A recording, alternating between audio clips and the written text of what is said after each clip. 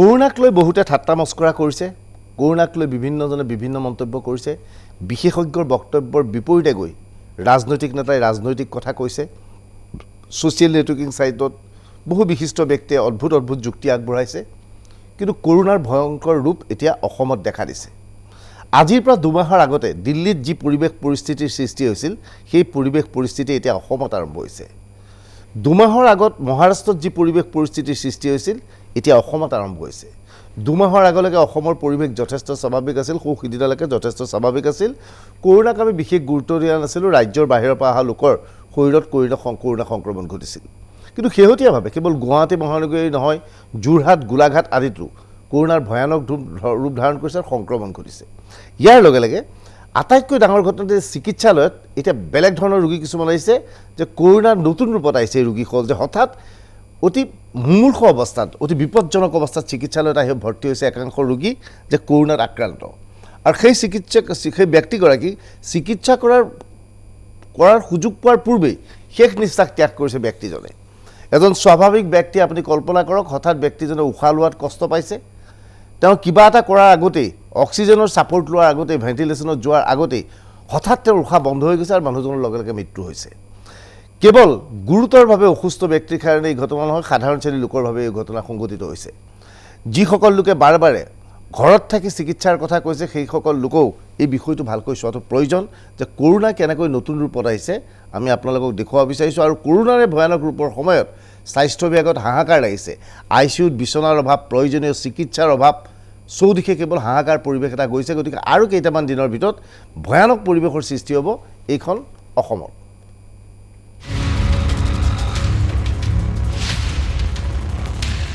টেলিভিছনৰ স্ক্ৰীণত আপুনি দেখা পাইছে দুজন ব্যক্তিৰ ছবি, এজন যুৱক আৰু এজন আদহীয়া ব্যক্তি। এই যুৱকজনৰ ঘৰ গোলাঘাটত, নাম উত্তম দাস,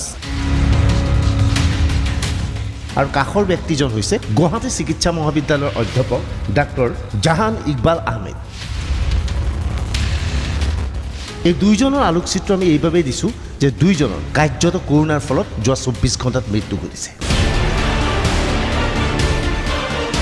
চিকিৎসালয়ত থকাৰ পৰিৱৰ্তে ঘৰত থাকি চিকিৎসা কৰাৰ পৰিণামত এওঁলোক দুইজনৰ মৃত্যু হৈছে। যিটো সময়ত অসমত একাংশ ব্যক্তিয়ে ঘৰত থাকি চিকিৎসাৰ পোষকতা কৰিছে, সেইটো সময়ত এই দুজন ব্যক্তিৰ মৃত্যুৰ কাহিনী শুনিলে আপুনি ভয়ত কঁপি উঠিব। প্ৰথমে আহোঁ উত্তম দাসৰ প্ৰসংগ। গোলাঘাটৰ এইজন যুৱক উত্তম দাসৰ জ্বৰ হৈছিল, তেওঁক লৈ যোৱা হৈছিল গোলাঘাট চিকিৎসালয়লৈ। চিকিৎসকে কেইটামান টেবলেট লিখি তেওঁক ঘৰলৈ পঠিয়াই দিলে। ঘৰত সামান্যভাৱে তেওঁ সুস্থ হৈছিল। আনকি শোকাবহভাৱে মৃত্যু ঘটাৰ আগৰ নিশা উত্তম দাসে বন্ধুৰ সৈতে নিশা সুৰাপানো কৰিছিল। কিন্তু হঠাৎ উত্তম দাস অসুস্থ হৈ পৰে। অক্সিজেনৰ অভাৱ ঘটে উত্তম দাসৰ। চিকিৎসালয়লৈ নিয়াৰ পথত উত্তম দাসৰ মৃত্যু হয়। ইতিমধ্যে ৰিপৰ্ট আহিছে Uttam Das corona positive. Doctor দেখাইছিলো, ডক্টৰ আমাক গালি পাৰিলে। কোন ডক্টৰ দেখাইছিলে? ডক্টৰ ৰব ফিক্সেশনটো ক'ত তাত আছে। কি বুলি গালি পাইছে? সিভিল আজিও আছিলে, ডক্টৰজনে আছিলে। কি গালি পাইছে? হ্যাঁ কয় কি কেলে আনিছে নেজানা নেকি কৰোণা পেশেণ্ট আছে বুলি। তাৰপৰা আজি গ'লো, ছাৰে কৈছে কেলে আনিছে, এতিয়া আপোনাক থানাত ভৰাই দিম, কৰোণা টেষ্ট ল'ব নোৱাৰে। না ছাৰ, মইতো মই মৰিবলৈ থৈ দিম, আপুনিতো সেইদিনা দৰৱ দিছিলে। ডক্টৰটো মোক এবাৰ ক'ব লাগিছিলে তেতিয়া টেষ্ট কৰাৰ কথা। ছাৰ কোৱাটো নাই মোক টেষ্ট কৰাৰ কথা। ক'ত দেখাইছিলে? গোলাঘাট চিভিলত? চিভিলত দেখাইছিলোঁ। ডক্টৰে মোক এবাৰো কোৱা নাই যে টেষ্টটো কৰিব লাগে বুলি, তথাপি মই কৰালোঁ। মানুহটো দিনে দিনে অৱস্থামান বেয়া হৈছে, টেষ্টটো কৰালেহে মানুহে ট্ৰিটমেণ্ট ল'ব। চিভিল তাৰপিছত এইবোৰ ফোন কৰিলে সিহঁতে দুখ দি লাভ নাই, সিহঁতে কৈছে আমি নল'লোঁ, ৰিপৰ্টটো নোহোৱা নকৰি। আপোনালোকে গম পায় তেওঁ সেই 7 তাৰিখে ইয়াত হস্পিটেলত আহিছিল। তেওঁ এচিম্পটমেটিক আছিল, তথাপিও আমাৰ ডক্টৰে তেওঁলোকক মেডিচিন ৱাৰ্ডত তেওঁক ঔষধ দিলে আৰু চোৱাবো ল'লে। কিন্তু তেওঁৰ আমাৰ ট্ৰিটমেণ্ট এভেইল নকৰি ঘৰত বেজ টেজ এইবোৰ দেখুৱাই কৰিছিল। তথাপিও আমাক যেতিয়া যোগাযোগ কৰিলে আমি তেওঁক হস্পিটেলত আনিলোঁ। আনাৰ পিছত অক্সিমিটাৰ দেখা গ'ল তেওঁ মানে 35% অক্সিজেন আছে।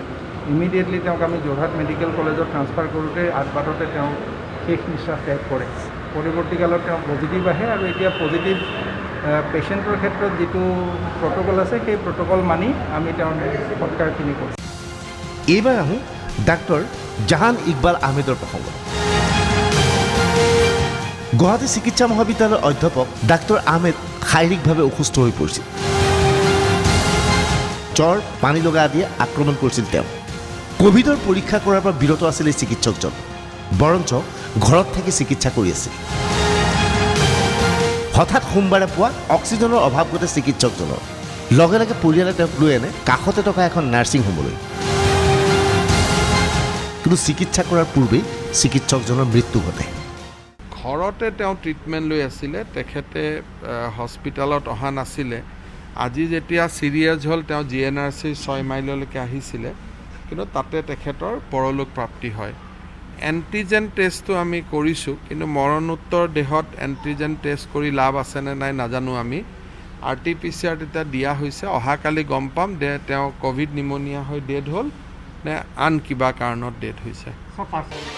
এয়া হৈছে কৰোণাৰ ভয়াৱহতা। কৰোণাক লৈ ধেমালি কৰা সকলৰ বাবে এয়া সাৱধান বাণী। আজিৰ পৰা 2 মাহৰ পূৰ্বে ৰাজধানী নতুন দিল্লীত যি পৰিৱেশৰ সৃষ্টি হৈছিল, সেই পৰিৱেশ কাৰ্যত এতিয়া অসমত আৰম্ভ হৈছে। অসমত এতিয়া কৰোণাই ভয়াৱহ ৰূপ ধাৰণ কৰিছে।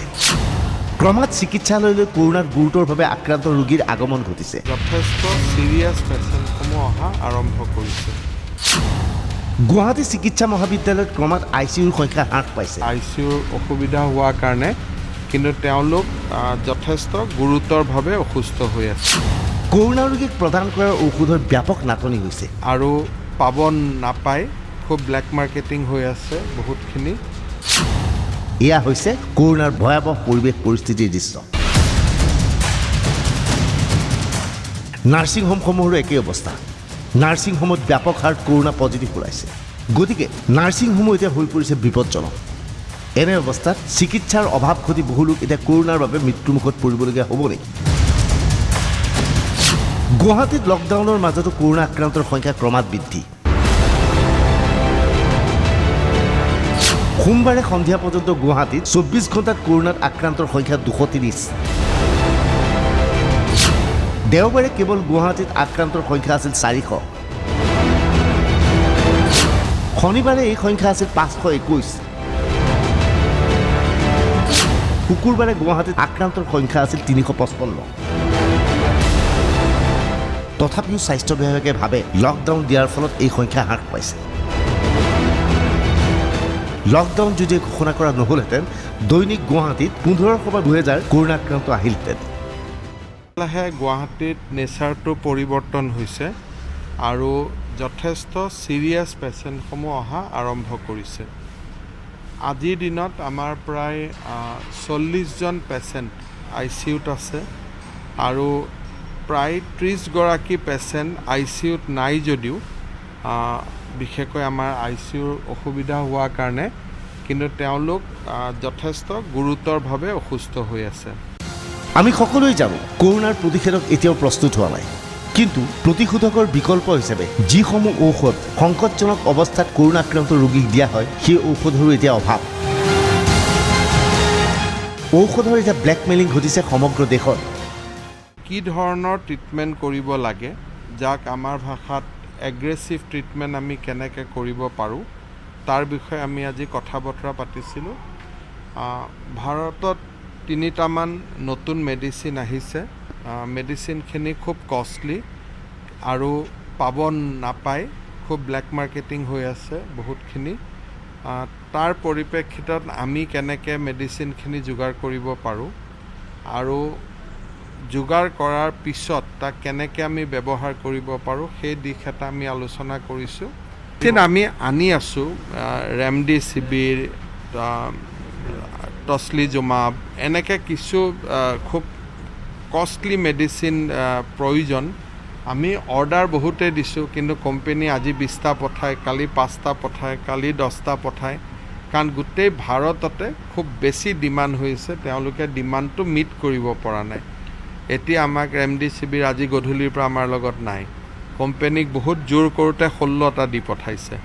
গতিকে ঠিক তেনেকুৱা ধৰণৰ এটা পৰিৱেশৰ হৈছে গোটেই ভাৰততে, কাৰণ এই মেডিচিনকেইটা অলপ এফেক্টিভ দেখা গৈছে। প্ৰথম অৱস্থাত কৰোণাক মুঠেই গুৰুত্ব দিয়া হোৱা নাছিল। কোভিড কিয়ৰ চেণ্টাৰসমূহত আশ্ৰয় লৈ থকা ৰোগীয়ে কৰোণাকে ধৰিবই পৰা নাছিল কিন্তু কৰোণাৰ লাহে লাহে যেন চৰিত্ৰ সলনি হৈছে কৰোণাই ভিন্ন ৰূপত এইবাৰ ৰোগীক আক্ৰমণ কৰিছে যাৰ ফলত ন ৰোগীৰ আগমন ঘটিছে গুৱাহাটী চিকিৎসা মহাবিদ্যালয়ত এইখিনি সময়তেই আটাইতকৈ ডাঙৰ প্ৰশ্ন কৰোণাৰ প্ৰতিষেধক হিচাপে প্লাজমা থেৰাপিৰ কাম কাজ কেনে চলিছে হিমন্ত বিশ্ব শৰ্মাই দাবী কৰিছিল গুৱাহাটীতো প্লাজমা থেৰাপিৰ কাম আৰম্ভ কৰা হৈছে কিন্তু আশা কৰাৰ ধৰণে এই পৰ্যন্ত স্বাস্থ্য বিভাগে প্লাজমাৰ ক্ষেত্ৰত সহযোগ পোৱা নাই নিয়ম অনুসৰি প্লাজমা সেইসকল ব্যক্তিয়ে দান দিব পাৰে যিসকল গুৰুতৰভাৱে কৰোণাত আক্ৰান্ত হয় লক্ষণবিহীন কৰোণা আক্ৰান্ত বা প্লাজমা ল'ব নোৱাৰি ডায়েবেটিছ কৰ্কট ৰোগকে ধৰি অন্যান্য ৰোগ থকা ব্যক্তিৰ পৰাও প্লাজমা ল'ব নোৱাৰি প্লাজমা ল'বলৈ হ'লে এজন সুস্থ মানুহ কৰোণাত আক্ৰান্ত হৈ পুনৰ সম্পূৰ্ণৰূপে সুস্থ হৈ উঠিব লাগিব তেওঁৰ শৰীৰত কৰোণাৰ প্ৰতিষেধক জন্ম হ'ব লাগে এই পৰ্যন্ত 3জন ব্যক্তিয়ে প্লাজমা দান কৰিছে ইয়াৰে মাজত আছে চিকিৎসক লিথিকেশ আৰু মনীষ তীব্ৰৱালা একোজন মানুহৰ পৰা 2জন মানুহক প্ৰয়োগ কৰিব পৰাকৈ প্লাজমা সংগ্ৰহ কৰিব পৰা যায় এই প্লাজমা প্ৰয়োগ কৰা হৈছে গুৱাহাটী চিকিৎসা মহাবিদ্যালয়ত 2জনকৈ ব্যক্তি আৰু 2 ক্ৰমাৎ উন্নত হৈছে মেডিকেল কলেজত 2জন ব্যক্তি এতিয়ালৈকে প্লাজমা পাই আছিলে তেওঁলোকৰ প্লাজমা পোৱাৰ পিছত তেওঁলোকে কি ধৰণে হেল্থটো ৰিকভাৰী কৰিছে তাৰ বিষয়েও আজি আমি আলাপ আলোচনা কৰিছোঁ আৰু তাৰ পিছত আমি প্লাজমা ডনেশ্যনৰ কাৰণে ডাঙৰ কেম্পিং এটা কৰিব লাগিব সেইকাৰণে এই পেচেণ্ট 2জনৰ কেনেকুৱা প্লাজমাৰ পিছত তেওঁলোক সুস্থ হৈ উঠিব নুঠিব সেই কথাখিনিৰ কাৰণেও আমি গভীৰ আগ্ৰহেৰে বাট চাই আছোঁ এই কথাখিনি আমি আলোচনা কৰিলোঁ এতিয়া প্লাজমা দিয়া 2জনক মই নিজে চাই আহিছিলোঁ প্লাজমা দিয়া দিনাখন তেওঁলোকৰ অক্সিজেন চেচুৰেশ্যন 88-89 হৈ আছিল আজিৰ দিনত তেওঁলোকৰ 93-94 আছে কিন্তু 96ৰ ওপৰত নোযোৱালৈকে আপুনি কোনো কথা ক'ব নোৱাৰে গতিকে আমি অকণমান অপেক্ষা কৰিছোঁ আৰু প্লাজমা পোৱা এগৰাকী আমাৰ মেডিকেল কলেজৰে অধ্যাপিকা তেওঁক এই গ্ৰুপৰ আৰু এটা প্লাজমা লাগে আমি এটা দিব পাৰিছোঁ আৰু এজন ডোনাৰৰ 2টা প্লাজমা লৈ লাভ নাই গতিকে আমি বিচাৰি আছোঁ আজি যে এই গ্ৰুপৰ আৰু এটা প্লাজমা যদি পোৱা যায় তেতিয়াহ'লে হয়তো তেখেতে ৰিকভাৰী কৰিয়ে যাব কৰোণা ভয়াৱহ ৰূপত আৰম্ভ হৈছে অসমৰ চুকে কাণে কৰোণা বিয়পি পৰিছে গ্ৰাম্যাঞ্চললৈ লাহে লাহে গতি কৰিব লৈছে কৰোণা যদিহে গ্ৰাম্যাঞ্চলত ই প্ৰৱেশ কৰে তেনেহ'লে অসমত এক ভয়ানক পৰিস্থিতি যে সৃষ্টি হ'ব সেই কথা নিশ্চিত ব্যুৰ' ৰিপৰ্ট DY365